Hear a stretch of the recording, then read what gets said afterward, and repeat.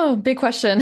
I think with anything, I'm going to say they need to start with themselves. We talked about it earlier as far as doing the inner work, whether you are the leader of a company or a leader of a team, you could be on a team of 100 people.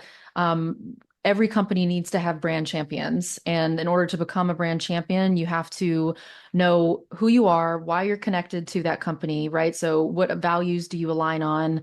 What are the intentions that you want to get in terms of an exchange from an audience to the brand? Really figuring out your place in that brand, right? So what is your identity and how you relate to that company? Um, that has to happen on the inside first, because when internally you have everything, all your ducks in a row, let's say, right? You have really solid internal branding and the employees represent you well.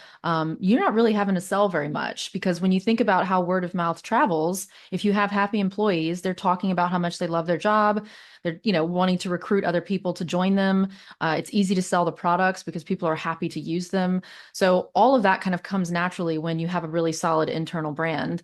So the external branding is almost secondary at that point.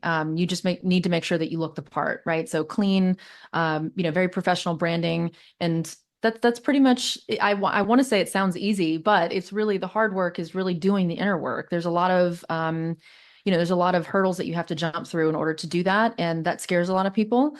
It leaves themselves very vulnerable for a bit, and I think shaping your own identity is something that I've spent the last 10 years of my life doing on my own.